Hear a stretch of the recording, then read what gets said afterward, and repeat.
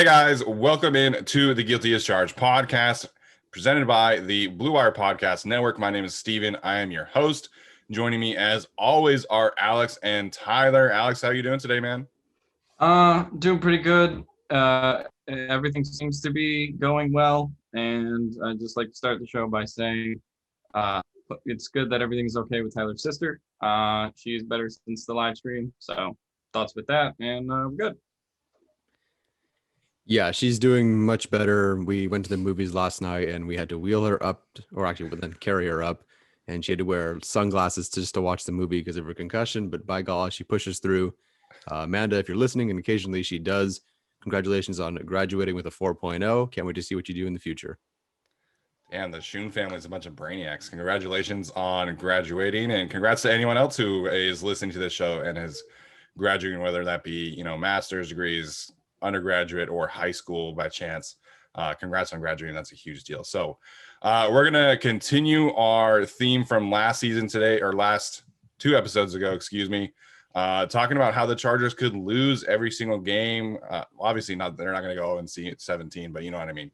And we're also going to highlight really quickly some things from Tom Telesco's live Q&A that he did on Thursday. And I think the first and most important thing is that he said that the one-day contract of Phillip Rivers and retiring of a Charger is going to be happening sooner rather than later. And he said that there is no doubt that it's going to happen. So Tyler, what do you make of that whole situation and Phillip Rivers getting the chance to retire a Charger, hopefully here in the near future? Yeah, as it should be. I wasn't really worried about when this was going to happen. It was going to take place. I kind of just figured once the COVID restrictions were lifted, then they would start to announce when this could happen, because a whole city and a half is going to show up for this. And if they hold it in Los Angeles, I would understand. But I really hope this thing is in San Diego, or at least somewhere around there. It's obviously it can't be a Qualcomm, so I don't know where they would hold it. But somewhere down there, wherever he wants to go, it's Phillip Rivers, and hopefully I can get down there too. So I'm glad this is happening. I was never worried it was going to happen, and now that things are starting to lift a little bit, sounds like we'll get an announcement soon. Yeah, and Coach Rivers is busy with his team in Alabama, so Yeah. he has to take some time off to sign that one-day contract. But yeah, I was never worried that he wasn't going to retire a Charger. It felt like it was just going to be that way the whole time. The thing I'm more curious about is what they're going to do with Gates and Rivers, and when they're going to have like number retirements, because I assume both of their numbers will be retired. But when? I mean, I think it would be really cool if they did both of them together, but maybe both of them want their separate days. I don't know, but Yeah, that would be a lot of fun for sure. Looks like we lost Alex there for a second. So hopefully he's able to get back soon. But, I think I have to say really quickly, my football coaches growing up, all, cussing was a very regular thing, right? And so playing high school football for a coach that literally never cusses, I think would be a hilarious turn of events. So I'm hopeful that, Phillip Rivers is able to, handle that success and do a good job down there. But yeah, I agree. I was never really worried about this happening. I think, the Chargers have done a good job, I feel like, of sending out their legendary players, I'm right? really excited. Oh, sorry about that. Looks like Alex is leaving us for a second. There he is. All right. So, yeah, I personally was never really worried about, Phillip Rivers retiring a Charger. I thought it was going to happen. And I hadn't even put 2 and 2 together of COVID, maybe kind of restricting things. So that's a good call on Tyler's part. And yeah, I would love to see Rivers and Gates' numbers being retired. I think that's a no-brainer. I think the last jersey number that was retired was Fouts. No, it's LT. Oh, duh. Unless they retired Seau's number after his. No, I don't remember when they retired Seau's. Did they retire? No, Seau had to be before that, I think. Yeah, I just wasn't sure when. I don't know if it's posthumous or not. Okay, never mind. I don't know, but yeah, I don't know why I said so dumb. But it's really the morning that whatever.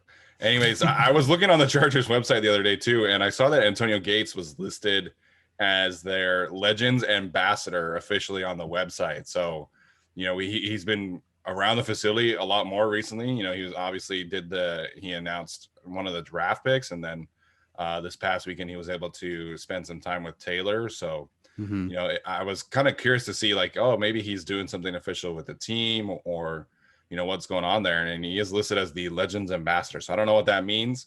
But it's obviously it's great to see Antonio Gates back around the facility, back around the team. And, you know, anytime you can get a legendary player like that around the team more often, I think that's a good thing. Isn't LT also some kind of ambassador? I think or something like that. He's like a special advisor for the team. Oh. So I think he serves in like a minimal role with them, but I know he Mhm. he has an like a more official role than Legends Ambassador, I think. It's nice to see him around the facility for sure. He just has a certain presence about him. He's just kind of like calm and chill, but so warm and welcoming. It seems, at least with Taylor. And you know, and he really is a legend, and that's why I would wear his number if I joined the NFL, right, Alex? Yeah. Yeah, as a tribute to Gates. Oh man, that was funny. All right, so the other thing, we kind of talked about this on our live stream on Friday, but Tom Telesco did really shut the door as much as he possibly could have about a potential return of Melvin Ingram to the Chargers, which was funny because the next day Bill Barnwell wrote an article predicting that he was going to return to the Chargers, and it's like, well, someone obviously missed the Q&A. But yeah, he pretty much said flat out said he's going to land somewhere else in the right spot. So that's not going to happen. Alex and I kind of gave some predictions about where we think he's going to end up. But Tyler, do you think even Ingram is done? Do you think he ends up signing somewhere else? What do you make of the whole situation there? I'm just a little surprised to hear him say basically outright that door is closed, and I hope he does well elsewhere. I'm sure we hope he does well elsewhere, but right, like Nwosu goes down, Bosa goes down, and he's just sitting there, and we're like, well, I hope he does well elsewhere.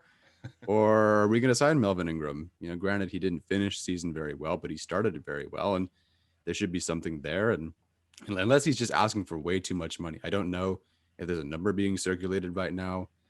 If he wants to be a starter somewhere and he's asking for starter money, he's definitely not going to get it with the Chargers. But to shut the door is a little surprising. Like, I guess at this point, I don't want anything to be taken away from Nwosu, and that seems to be their plan. We're all in on him for a year. Let's see how it goes. But when push comes to shove and injuries happen, like I'm giving him a call. There's not a lot of guys left on the market that I give a call. So, you know, if he goes to the Dolphins, great. If he goes somewhere else, fine. As long as he doesn't go to the Chiefs or the Raiders, I'm cool. Yeah, I just don't know where in the league he could go where he would be a starter at this point. Like, it doesn't seem like there is a team.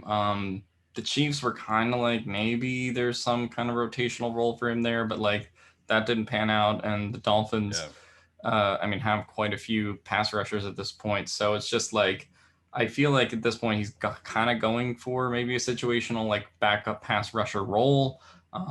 As for why he wouldn't fit on this team, like I totally understand sort of why you kind of probably wouldn't want Melvin Ingram in a Staley scheme. It just doesn't seem like it would be a fit. You know, perhaps if Lynn and Bradley were back, that would make a little bit more sense. But I don't know if the door is closed entirely. I mean, I think, yeah, if something happens and Uchenna Nwosu tears his ACL or something, or God forbid something happens, like I think that could still be a thing. But I do ultimately think he probably signs somewhere else, either like right before the preseason or right prior to training camp. Yeah, and I mean, injuries happen on other teams too, so it is right. Possible that he signs in training camp with another team and does end up starting. But right now, it certainly looks like the market is pretty jacked because he met with the Dolphins early this week, and we haven't heard about any. The meeting went really well, or he's going to sign, or like he's waiting for such and such. So we haven't really heard anything on the Dolphins front, which is a little surprising. But obviously, we'll keep an eye on that situation. And if the Chargers do have any injuries to an edge rusher, I 100% would be in favor of bringing back Melvin Ingram instead of starting Kyler Fackrell or Chris Rumpf too early. So, we kind of talked about best position, worst position, Alex on our live show, and Alex mentioned the edge rusher because the depth behind Joey Bosa it's okay. It's a few situational pass rushers, but ideally in the NFL, you'd like to have two legitimate starting pass rushers, and I don't know if that's the case for the Chargers, and no one really knows that with Umo. So I think we're all excited about his future and his potential, but we haven't seen him put it together for even like an 8-game stretch, let alone an entire 17-game season. So you guys brought that up as one of the weaker positions on the roster? Or I did. Yeah, But yeah. I mean, I just think it's a weak one in terms of depth, because if you really say Mosu goes down and then you have to put Rumph or Fackrell in there, I don't love that, especially from like a run stopping standpoint. I think that would create a situation where you just get ran on, and then at that point you might be like, hey, maybe we should put Jerry Tillery out at edge, because at that point that might be your best option. But yeah, I think it's like Steven talked about with the safety room. The edge room is just kind of like one Joey Bosa concussion, one, something going wrong away from kind of being a train wreck. And I don't think it'll get that bad, but yeah, I would totally be in favor of signing Melvin Ingram, or really any edge kind of on the market who is more fit for a starting role. Gotcha. Yeah, so that was an interesting conversation that we were able to have. I'm just curious now what other edge rushers are currently available. So I know Olivier Vernon is still a free agent. He's somebody that I think it was pretty underrated over the past couple of years with the Browns. I think that he was pretty effective there. Let me see really quick. The spot track will load. It's like Clowney, maybe. Oh, Clowney signed with on the Browns. Yeah. Oh, geez, who didn't sign with the Browns? All right, it weirdly reloaded. Sorry about this. After this, we'll get to our 17-game stretch for a second. I'd like to take this time to thank Matt Gay. Hope he has a great day. I hope he has a great day as well. All right, so free agents in terms of edge rushers, Justin Houston is still available. We've mentioned KJ Wright several times. Alex Okafor, it's pretty dry. Ezekiel Ansah, Jabal Sheard. Yeah, it's not great at all. Kyle Emmanuel, baby, let's go. Fire it up. God, that would be terrible. All right, so we'll move on to our 17-game schedule. We're breaking down how the Chargers could potentially lose each of these 17 games, and Tyler is going to kick us off. We're doing a different order this time. Tyler's going to kick us off with the Washington football team for week 1. I mean, the obvious answer is the offensive line versus the defensive line, so I'll go in a slightly different direction, whatever. There's a chance, in my opinion, that the Washington football team has too many pass catchers on the offensive side of the ball, and that the Chargers can't keep up with them on defense this early in the season. So obviously you have Terry McLaurin, you had Curtis Samuel, then you had De'Ami Brown, who I think should have been a 2nd-round pick. Then you had, some guys, an Adam Humphries, a Dax Mill, and even Jared Patterson, I guess. But I'm really worried about McKissick and Gibson. And McKissick already had a pretty solid season last season as a receiver, lining up a receiver 35% of the time last season, and had 505 yards after the catch as well. But then an article came out recently that Gibson is also going to be involved more as a receiver. Granted, that could just be out of the backfield, but if they decide to line him up, and he only lined up out in the out wide or in the slot 15% of the time last season, but he did average 8.5 yards after the catch as well. So when it comes to, not that the Washington football team ran a lot of empty or 4 wide receivers or whatever, but should they deploy all of their weapons during that game?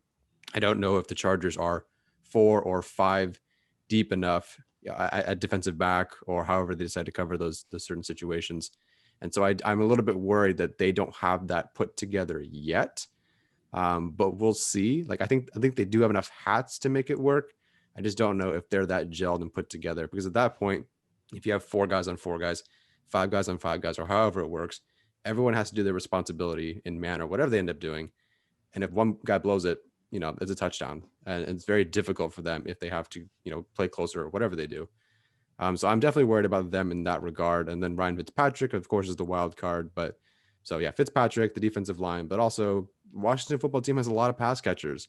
I'm shocked they didn't go quarterback because this would be a really good group Yeah. to work with a young quarterback or even not as old veteran quarterback. So we'll see. I really don't know what they're going to throw at us, but I'm worried about this game. Yeah, and on a similar note, the Cowboys in week 2, I think the way that they lose that game is a shootout type environment. You know, if you get into a 38-35 kind of game with Cowboys, I think that really lends itself to them. And you want to talk about receivers, they are a really tough team to play in that regard. Yeah. Like, I'm okay with Michael Davis and Amari Cooper. Like, I think that can work out well enough just because Michael Davis has the speed. He does have the strength, I think, to keep up with him. But then you're presented with, okay, are we really going to let CeeDee Lamb run roughshod over, like, I guess Chris Harris is the slot corner? You know, like that is a really tough situation. And then Asante Samuel Jr. in his second game probably has to cover Michael Gallup. And like Michael Gallup isn't like an incredible receiver or anything. He's solid though. But yeah, he's solid. And he could be wide receiver too, I think, on a lot of teams that aren't Dallas. So to me, plus Dak, plus, you know, the Zeke and Tony Pollard, you know, like 1-2 kind of punch that they have in the run game, that just strikes me as a sort of game where it's like, I could see the secondary kind of getting torn apart a little bit early, you know, early in the season, early in the game. And then, you know, the Cowboys are capable of running that ball with the offensive line they have and maybe preserving a lead. So I sort of see that as maybe kind of like a Tampa game that goes like back and forth. But yeah, the matchup that stuck out to me watching it as an area of concern is like just, you know, Asante Samuel Jr. in his second game having to go against the Cowboys receivers and, you know, CeeDee Lamb and Amari Cooper just wreaking havoc. Like that just, it just doesn't seem like a great matchup. Well, you know, we're kind of on the theme of skill players here, and then obviously applies to week 3 at the Kansas City Chiefs. And yeah, I mean, outside of Tyreek Hill, I'm not super concerned about their wide receiver depth chart.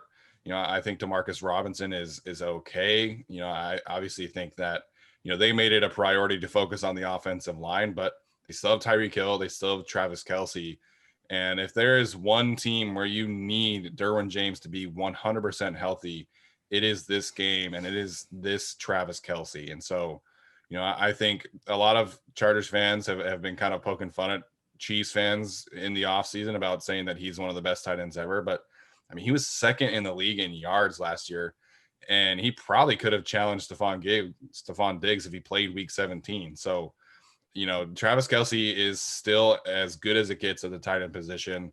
And if Derwin James is banged up, or, you know, if they're not using him at 100% capacity yet, which, you know, I think he will be, but, you know, I'm a little worried about their potential plan to cover a guy like Travis Kelce without Derwin James. So I'm always worried about Tyreek Hill and, you know, his ability, his game wrecking ability, which you've seen time and time again, you know, like that game in Tampa Bay in the regular season when he had like 270 yards like in the first half. So I'll always be worried about the skill players of the Kansas City Chiefs. I just think that, you know, I think the Chiefs I picked the Chargers to win this game when we did it. But if they don't win, it's because of the skill players. Like it's as simple as that.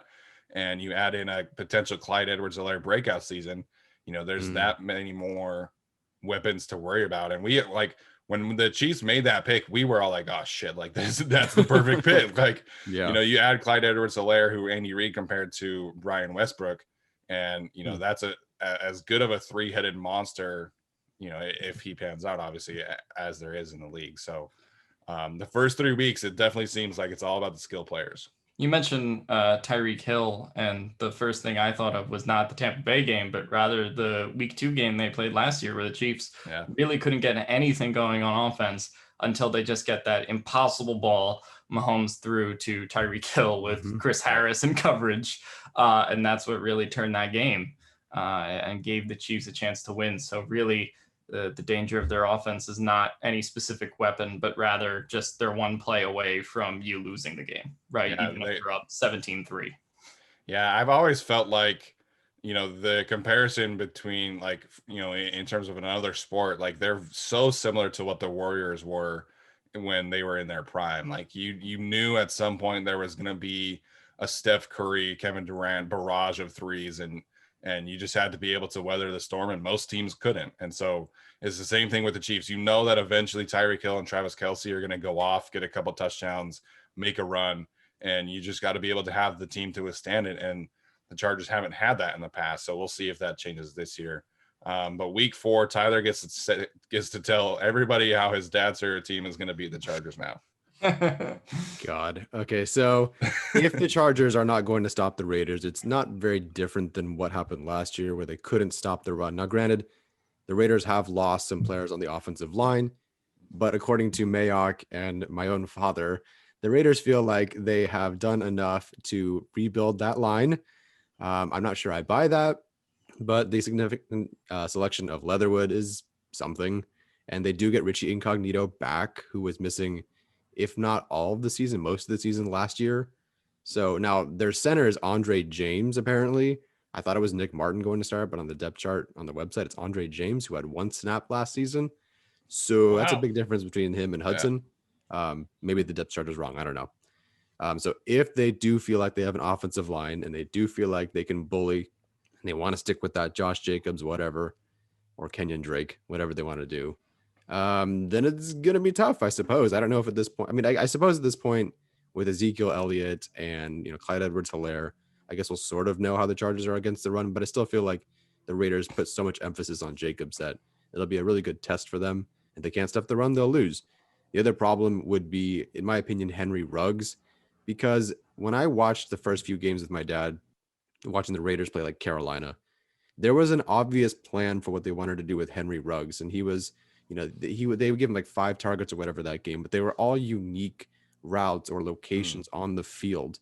And then he got hurt, and then it feels like he just lost that rhythm and had some drop issues and never really got back to it. But heading into year 2 with some chemistry, with some reps, I do think, he's going to be a little bit better this year, and they'll have like an official plan with him healthy. And I don't know what to expect from him because they looked like they were doing so much with him, and then they really reeled him in. So if they unleash him again this year, we'll see if the Chargers can hang. The other thing I'm really worried about is a Casey Hayward revenge game. I do think he has something left in the tank. And while, I'm pretty sure Jalen Guyton can beat Casey Hayward at this point, but, I don't know. Casey Hayward might just have something left in the tank. It might take this really personally, fire up the defense. So we'll see about that one. The reason I will never say is Gus Bradley. I will never say that he's the reason the Chargers will lose this game. Yeah, and week 5, I think arguably, I don't want to say it's their hardest game of the season against the Browns, but the power of the chunt. They have Nick Chubb and Kareem Hunt just coming at you, and I don't know if the Chargers can stop that yet. That is, we talk about their run defense against the Raiders in that game last year on the edges. They certainly didn't have the power to stop that, and you're going against an offensive line that was arguably the best offensive line in the NFL last year. Projects to be one of the best heading into this year also.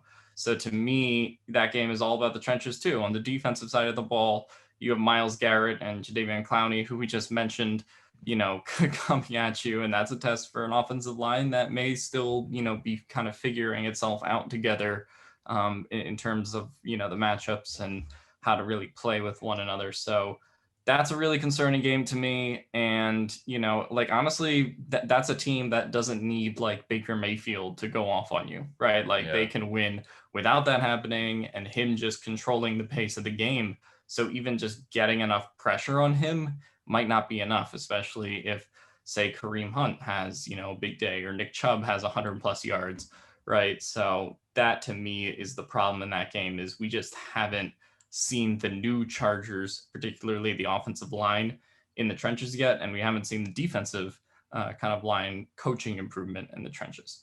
So that's kind of my hesitance about this game, is not any specific skill player, but rather just how strong are the Chargers in the trenches this year. Yeah, this Browns game is, to me, it's definitely one that I have circled, because I think, let's say for a second here, the Chargers are able to win, and they're 3-1 at this point heading into week 5. I think, this Browns game could be one of those potential really momentum setting type of games for the Chargers, because I do think the Browns on paper have a really good roster. They're so well coached with Kevin Stefanski. And this could definitely be a game that allows the Chargers to springboard into some more success and go on a bit of a run here. But we'll have to see how that obviously pans out. So we had the first 3 games, theme of skill players, opposing skill players, and now we get a 3-game stretch of the theme of the rushing attack. And that's obviously, option number 1 or priority number 1 rather of stopping the Baltimore Ravens is stopping the run, or at least, controlling it somewhat. And so we've seen teams in the past that have been able to, really kind of bottle up the Baltimore offense. It's because they really focus on the run. And so, the Ravens in the past have not had the kind of skill players to really threaten anybody on the outside. Now they add Sammy Watkins, who I know he is a perennial questionable player who's always hurt, it seems like. But then you have Rashad Bateman, Tylan Wallace, 2 receivers who all 3 of us really, really like this year. So it's going to be a little harder for teams to really sell out against the run. And if the Ravens are able to use those receivers and, have more success, in the air, obviously you have Hollywood Brown and Mark Andrews as well. And if the Chargers are not able to kind of stop the pass and they're not able to sell out against the run, this could be an ugly, ugly game for them, I think, because, Lamar Jackson is just such a unique challenge as a rusher. And then you add in J.K. Dobbins, who I think is going to be one of the best running backs in the league this year.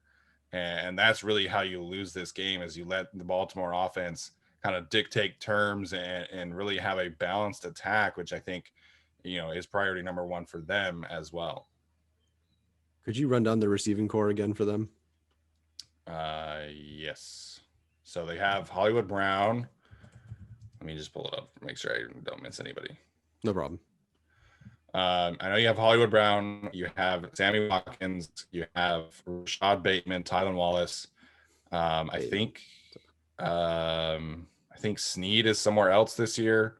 So I think Devin Duvernay is going to be their main slot receiver. Here we go. It's a solid group. So receivers on the team, Rashad Bateman, Miles Boykin. He's kind of their jump ball guy from Notre Dame. Hollywood Brown, Deion Kane, Devin Duvernay, Jalen Moore. I don't know who that is. James Prochet from SMU. Dante Silenix. I don't even know who that was. He's a rookie, undrafted rookie from Graceland College. Benjamin Victor, Tylan Wallace, and then Sammy Watkins. Soon to be maybe Julio Jones. Yeah. And if they add Julio Jones, that obviously becomes a much tougher game than it already is. Well, I could say that same thing for this next team, the New England Patriots, after the bye. Thankfully, Staley is pretty solid after the bye, at least in terms of his defense, how he is as a team overall. I don't know. Now, thankfully, the receiving room for this team is not as bad with Nelson Aguilar, Kendrick Bourne, and Jacoby Myers, N'Keal Harry, and a bunch of guys who's, whatever. Not that stopped them from beating up the Chargers last season. Yeah. But I don't, I think they'll have a better shot this year. To me, it doesn't really come down as much to, will Belichick outsmart Staley? I don't really think that'll be the case. I just think that Belichick's team and the established team that they've had there for so long will just out execute the Chargers at this point. And I'm not saying that the Chargers will be sloppy. It's just, I think the Patriots in the Patriot way, like the way that they, the proper execution and 0 penalties and smart, heads up plays. I just don't know if the Chargers are there yet, particularly on special teams. Like the Chargers may be average this season, which is great. That's a huge jump for them, but the Patriots will still be better. And maybe the Chargers will have a much better defense this season. But I just think the Patriots will be a little bit better. The other issue is that once Keenan Allen is gone, and when he's inevitably taken away in this game, and he's probably going to be the guy that Belichick takes away, can anyone else on this team step up? Williams did not produce against New England as a number 1 option.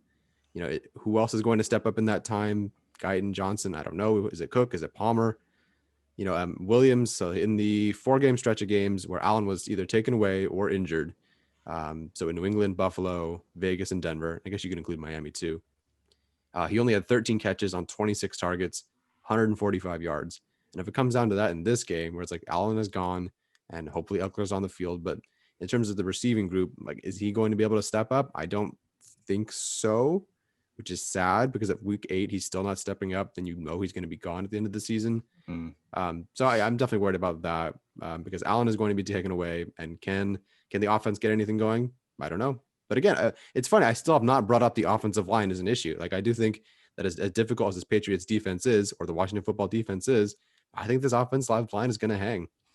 Well, I know at least in this particular matchup, right? The Patriots, in terms of defensive line talent and in terms of, people that could threaten them, I know they have Matthew Judon, but I'm not like super worried on paper. It was just last year what gave the Chargers fits was honestly just simple stunts and games. Like, you practice against these kind of stuff in high school, and Forrest Lamp and Dan Feeney, and I think Trey Turner was in that game, if I'm not mistaken. I think so.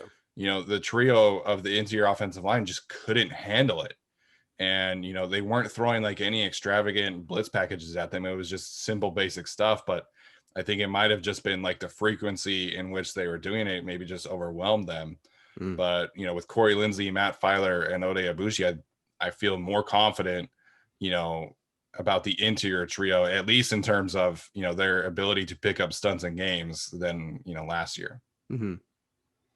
So I suppose now it's time to talk about the Eagles on my Eagles podcast, which we've devised for me to talk about this week.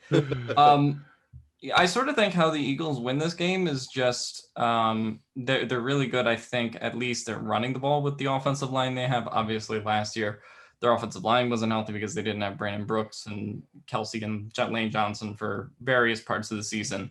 But they're actually a little bit deep at running back, I feel, this year. They do have Miles Sanders, obviously Boston Scott, Kerryon Johnson, and they picked up Gainwell in the draft. So I do kind of like that group. And, we don't really know what Jalen Hurts is going to be at all. I said that last podcast, and that's the thing that concerns me. If that guy has some more development, or like we talked about in later weeks, if Joe Burrow or Daniel Jones has some more development, like that could create a more important, game for the Chargers than it looks like on paper. Because right now it doesn't seem like you would have to be worried about that, but we've seen quarterbacks develop at fast rates before. I mean, the quarterback we currently have now was a product of that last year. Yeah. And then their defensive line, I think, is a little bit scary, and maybe not as scary as Washington or some of the other teams, but they do have Brandon Graham, Fletcher Cox, Javon Hargrave, Derek Barnett, and the recently signed Ryan Kerrigan. So like that's a group that I think can give the Chargers some problems. And so, if you're looking to get pressure on Herbert, right, the Chargers' way to win this game is getting pressure on Hurts. The Eagles' way to win this game is getting pressure on Herbert and not letting him throw to a secondary that is well below average, in my opinion. So I think if you get pressure on Herbert, and the Eagles have a little bit of a run game with their offensive line, maybe with some designed Jalen Hurts draws, I think that's sort of the way that the Eagles, maybe surprisingly, could win this game. Well, the Eagles drafted a couple pass rushers too, didn't they? Yeah, they had the guy Jackson from Teron Jackson and Marlon Tulipilotu, Milton Williams, all those Milton kinds Williams of guys. Out, Yeah, I think the defensive line of the Eagles, I think, is definitely the matchup to watch there. Fletcher Cox is definitely getting up there in age, but I mean he's still very capable of wrecking a game. So that's going to be a good challenge for the Chargers offensive lines. All right, so week 10, the Chargers will host the Vikings. I think one of the things that I thought was a little interesting the other day is that CBS ranked the best triplets in the league, and they had the Vikings up in, I think it was like number 7 with Kirk Cousins, Justin Jefferson, and Dalvin Cook. And on paper the Vikings offense is very talented, right? And I'm not the biggest believer in Kirk Cousins, but he is a top 15 quarterback who can get the job done, and if he has protection, which it certainly seems like the Vikings offensive line is going to be much better this year with the additions of Christian Darrisaw and Wyatt Davis. I still can't believe that they were able to trade back and still get Darisaw at like 22 or whatever. But I think, this is the game that I think could have some sneaky potential for a shootout again. I'm not super worried about the defense, to be honest with you. Patrick Peterson, I think, is a fine, kind of bridge corner because their defense was so bad last season. So I think if the Chargers are going to lose this game, frankly, it's on the shoulders of Dalvin Cook and Justin Jefferson and Adam Thielen, who I think offensively, the skill talent for the Vikings is very, very good. Yeah, absolutely. I'll go with week 11 next. I know the Vikings initially, when the new game was announced, they put out a tweet or a video that was like, "See you there," and it was all the Vikings fans that were at StubHub the last time they played. Yeah. And this game against the Steelers is no different. I think this is the first game where fan attendance is a legitimate problem. If I had to pick any game of the season that's going to be a problem, I do think it's this one on prime time. I'll be there. I'll be there with you guys and whoever shows up. Please don't leave me alone. If I had to pick a reason they lose this game, and I don't really think it's really Roethlisberger. I don't really think it's the defense. Just double team TJ Watt, and he'll be like, "What is this? A double team?" Because he was never double teamed. So I think we just double team him, and he'll just kind of be stunned for a whole game. Yeah. I'm worried about Najee Harris because apparently and understandably, he's already taking those practice reps ahead of the veterans, which makes sense. But clearly they're going to feature him. And then can the Chargers handle a running back who handles 30 touches a game? And, part of the reason that, Staley likes his safeties and he can play that 3-4 is because those safeties, once they make their reads, and if they read run, they have to come downhill and make a play in the run game. And can Nasir Adderley come from his safety spot and make that tackle? Do I trust Adderley to lay the smack on Najee Harris over and over again?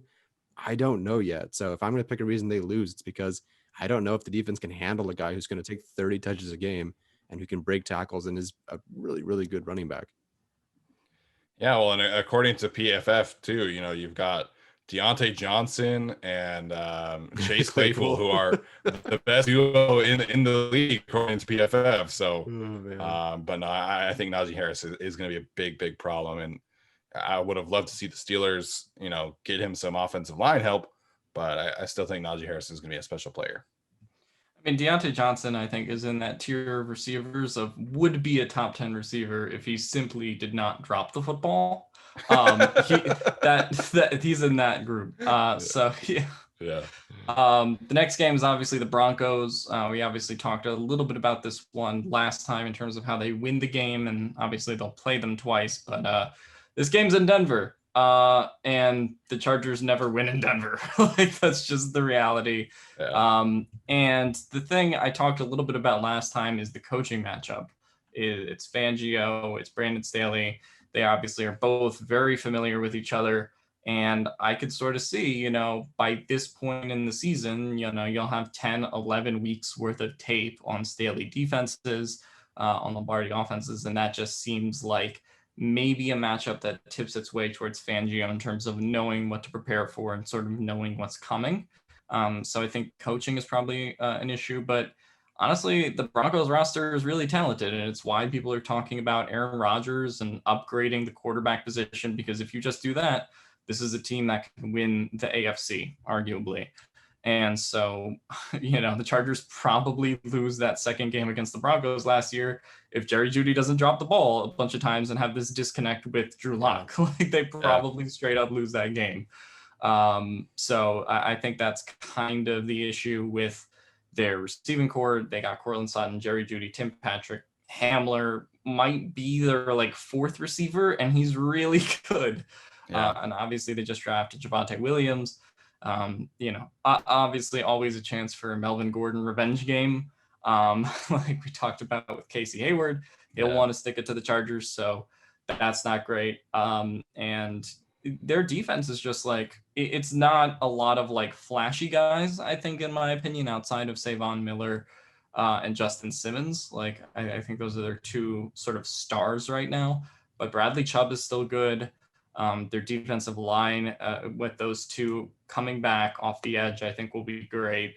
And they have a full secondary now, just secondary that like reminds me sort of like what Miami had going into that game last year against the Chargers. You know, this team has like Kyle Fuller, obviously, Kareem Jackson, Justin Simmons, Ronald Darby, Patrick Surtain, and they just drafted Caden Stearns, and still have Michael Ojemudia. So they just have so many things. Oh, and Bryce Callahan too. Yeah. So they have just so many things in the secondary they can throw at you. And we talked about the Chargers or the Dolphins giving the Chargers so many different looks last year. And it wouldn't surprise me if the Broncos are that kind of team this year, where they can throw so many different guys at you, and also just make it really hard for Herbert, but based on, the amount of looks, and they'll actually have, substantial tape on him as they go into this game this year.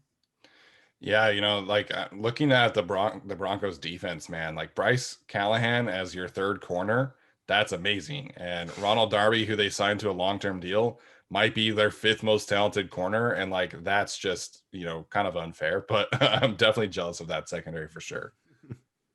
All right, so the Cincinnati Bengals are next on the schedule. Let's hear it. Just really quickly, so if an asteroid hits Earth and then they cannot play the game, the Chargers must forfeit. That's how to lose the game. Oh man, but really quickly, I do want to run down the Bengals schedule, because it is tough. I think the reason why I feel like this is a trap game for the Chargers is just because I don't think the Bengals are going to have very many wins at this point. So they open the season hosting the Vikings, then they play at Chicago, at Pittsburgh, home against the Jaguars, home against the Packers. Obviously, if Aaron Rodgers is playing that or not, that obviously will influence that game. At Detroit, at Baltimore, at the Jets, host the Browns.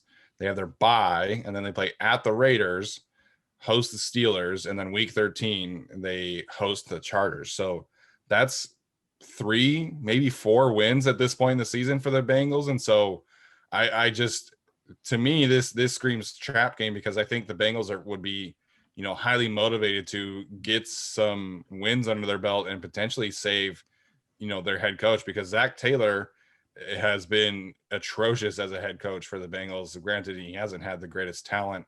And obviously Joe Burrow being out for half the season last year definitely impacted them.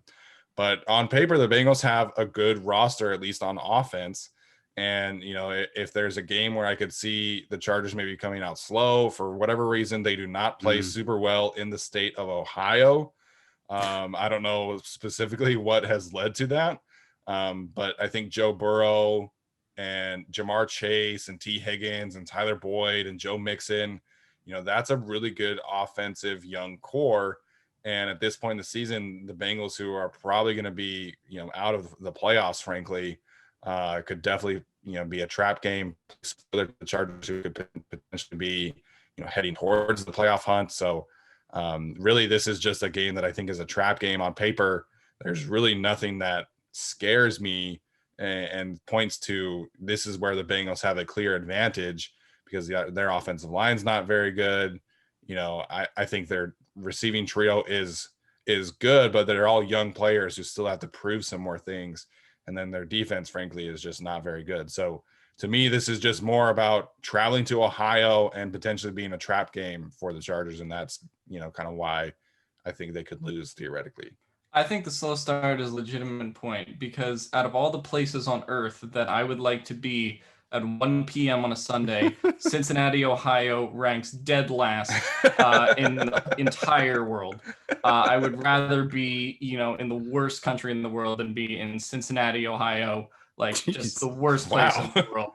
Like Cleveland. Have you been? I've been to Ohio. I've never been to Cincinnati, but I don't want to go there. Cleveland was terrible enough on its own, and now you're going to a city that is worse. Like, LeBron wanted to leave Cleveland for a reason. Like, who wants to go to Cincinnati? Like, Andy Dalton was dying to get out of there. Oh my gosh. Is there some kind of like Pennsylvania, Ohio rivalry that I don't know about? No, Cincinnati's just objectively terrible. Name one good thing from Cincinnati. Like, go. There's nothing. Oh man, I just apologize to our Cincinnati yeah. listeners. Honestly, just to wrap it up here, after the Chargers, the Bengals play the 49ers, the Broncos, the Ravens, the Chiefs, and then they finish at Cleveland Browns. So going to be a tough season for the Bengals overall. Yeah, but they'll be in a nice draft spot to take another receiver to boost their receiving core and fuck the quarterback. I'm going to. So next one is the Giants. At this point in the schedule, it's kind of like finding random reasons the Chargers would lose. Yeah. I suppose that by this game, we'll know if the Chargers can handle a mobile quarterback. But Jones can be a backbreaker in the run game. He had 17 first downs with his legs last season, averaging 8 yards per attempt on scrambles, which is nearly a first down, as is. The only thing that can apparently stop him are gophers in the field or snipers. And they did add a lot of talent at wide receiver, and they have receiver and tight end talent. You add Kenny Golladay, you add John Ross, you add Kadarius Toney. They even added Kelvin Benjamin to play tight end, which is hilarious when everyone talks about Tyrod Taylor. Like, his best receiver at one point is now playing tight end for the Giants because he got too fat. Those guys with Sterling Shepard, it's a really good combination of guys who can either run routes or just pure speed or yards after contact and the catch kind of guy. And then the final reason, of course, if I have to talk about Najee Harris being a problem, Saquon Barkley can also be a problem for the Chargers as well. I do think they'll win this game, but if they lose, it's for those reasons. This is Tim Tebow's legacy, right? As soon as Tim Tebow signs, Kelvin Benjamin comes out of retirement at a different position. Now we have Brandon Jacobs, a former running back, trying to play defensive end. That's right. So this is Tim Tebow's legacy, man. That's not even Tim Tebow's legacy. That's Urban Meyer's legacy for letting this entire thing happen. And next week you'll see Troy Polamalu wants to be a running back. I don't know, but I'd buy that though. That would be awesome to watch, honestly. All right, Alex, week 15. Yeah, so the Chiefs, I think at this point in the season, we kind of mentioned it in the last podcast, but I think it's easier to get the Chiefs earlier in the season, maybe in that Kansas City game and get a win there than it is here, just because this is when the Chiefs start to round into form.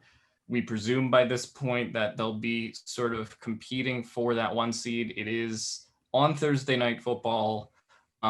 This late in the year. So I think this is going to be a really tough game. I'm not going to go revisionist history and say that they should have lost the Mike Williams game because that was a 28-14 game in Kansas City. But, that's when the Chiefs were kind of at their best, and then they just kind of collapsed in those last 5 minutes. But the Chiefs are just really tough, I think, to play this late in the year. We talked about the amount of ways that they can beat you. And their defense is no slouch either. Not just, on offense, but they do have Tyrann Mathieu and Frank Clark and all these guys that have made, kind of career rejuvenations on the Chiefs and, have made that sort of a championship level defense. So I would just say the way that they lose this game is by, an Andy Reid kind of game that's, a little bit maybe slow paced, but the Chiefs just slowly chipping away at you. And then by the time you know it, you're kind of down 14 in the fourth quarter, like they were a couple of years ago. And so that's sort of how I think they lose this game. Nothing too special, just the Chiefs are that good. And, I don't think this is a game the Chargers need to have. It would be great to have it, but I honestly think there's a better chance that they win in that week 4 matchup where they can catch the Chiefs off guard, rather than this matchup where the Chiefs will be all dialed in by this point. When have the Chargers beaten the Chiefs early? I can't think of the game that they've won early. I can't think of the game, but I get what you mean by the team in general, though. Yeah. The games that they've won late were the Sahi Ajur. They haven't beaten the Chiefs that often. It's the Sahi Ajur 2-2 game and the Mike Williams game. Those are both late in the season. But those were also both in Kansas City, and I guess they play Kansas City in week 4. So I don't know. They almost did beat them last year in week 2. I just think by this point in the season, with the Chiefs going for the 1 seed, which they've been traditionally very good at locking that up late in the year, I just don't think they lose this game in prime time. Mm-hmm. Yeah, I am grateful though that the Chargers are essentially getting a bye week after let's hear this game. The week 16 matchup against the Texans, Tyrod Taylor revenge game, I guess. Revenge game. I said asteroid hits the Earth with the Bengals. This is the real asteroid hits the Earth. I mean, we railed on the Texans enough last time. The Chargers are not losing this game, like it, unless there are just a ton of injuries on the Chargers side.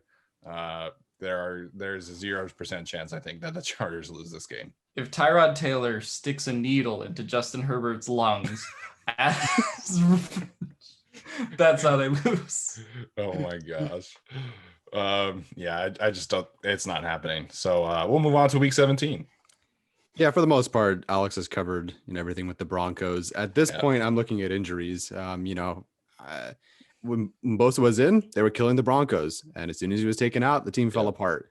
If they're banged up, can they keep up? And unfortunately, if I'm putting my money on guys to miss time this season, it's everybody in the front seven: Bosa, Nwosu, Tranquil, White, Joseph. And half those players are missing. Melvin Gordon could have a good game, and Javonte Williams, who I know Steven had him really close to Najee Harris. I don't think he was far off for me either. A guy who can break tackles like, in the best in the business. I don't know if this team can hold up against that. So it really just comes down to injuries at this point for me. They are playing at home. I do think they're the better team. And so if they're healthy, they win. If they're not healthy, I'm a little bit worried. I still think they can win. But if they lose, it's because of what Alex already said. And then, of course, injuries. Yeah. Then we have the Raiders in Week 18. And so, I don't know, like by this point in the season, we already sort of talked about the Raiders, but it is about who's healthy. And I think more specifically, what both teams are playing for by this point. Perhaps there's a world where, the Chargers are going for a wild card type situation and the Raiders are out of it, but they want to play spoiler, right? And last year it was kind of the opposite case in that final Raiders game where the Chargers were playing spoiler out of it and the Raiders were still trying to go for that 7th spot in the playoffs. But I think this year you could see the roles kind of flipped. It is in the Las Vegas DJ Roomba toilet stadium. But yeah, so it is a road game. I do assume it will be all Raiders fans, in that kind of stadium. But to me, there's not a lot of ways I think the Chargers it depends kind of what they're playing for and what the roster is at this point. But I just feel like if the Chargers are really going for a wild card and they have something left to play for, that they won't lose this game. But yeah, you never know. The roles could be reversed and maybe the Chargers are, playing spoiler to the Raiders. But I don't see that would suck. But I don't see many ways, I guess, that it's sort of a really game with high stakes. I just feel like one team will probably be out of it by this point, given the state of the division. Yeah. So, yeah, I think the way that the Chargers lose this game, getting run on but potentially by Josh Jacobs and the guys they have back on there and just letting Derek Carr manage the game. Then again, this was a team that almost lost to Marcus Mariota last year. So, at this point, who knows what either of these teams will be in Week 18. But I think just in general, one team will be playing spoiler to another, and I could see that being the Raiders. Yeah, it's a shame that the tickets for the Raiders stadium in general have been so expensive because this game is 2 days after my birthday. So would love to make that trip up, but I'm not spending $600 on tickets to go do that. So I think you guys hit the nail on the head. The last 2-3 weeks for the Chargers is definitely going to come down to injuries, who's playing, and what kind of records each of those teams have. So looks like Alex is frozen again. So we'll wrap this up today. Tyler, any other thoughts before we head out for this episode? For whatever reason, while we were talking about this, or while you were talking, I got nervous about that Bengals game. I don't know why. Everything you said, I already kind of knew and thought of, but for some reason I got really nervous about that game. So I'm not sure how I feel about that, but we'll see when we get there. I hope Tyrod Taylor has a revenge game and loses. If anything, anyway, that's it for me. Amanda, if you're still listening, congratulations on graduating with a 4.0. And oh, hey, Alex. Hey, there we go. So I feel so bad for Tyrod, and I know I've said this a bunch, but yeah, man, the fact that his last shot of starting for a team is going to be on the Texans just really sucks for them. Alex, any final thoughts before we wrap up today's show? No more final thoughts other than we know the Julio trade is coming this week. So everyone be rational about what the result of that is. I assume he's going to another team, but I'm sure we'll hear a lot about, what the compensation is. I know there was a report about second round pick to the Titans, which seems weird. But yeah, no, I'm excited to see how that goes. And then we can move on with our lives and talk about the team we're supposed to cover instead of Julio Jones. And I've there's been a ton of smoke about Julio Jones, and like 3 days ago, Diana Rossini said that the Titans were viewed as a long shot, and then today Mike Florio's like, no, it feels like that's the thing that's going to happen. So we'll have to see. June 1st obviously is Tuesday. It's coming. It feels like we've had so many trade rumors throughout the offseason, between Russell Wilson and Aaron Rodgers and Deshaun Watson and now Julio Jones. So it's been fun to see, but also kind of disappointing to see that Julio Jones is going to be the only one that gets traded. So we'll have to see how that one pans out. As always, make sure and leave us a rating or a review. Subscribe to our YouTube channel. We can't thank you guys enough for the support, and we will see you next time.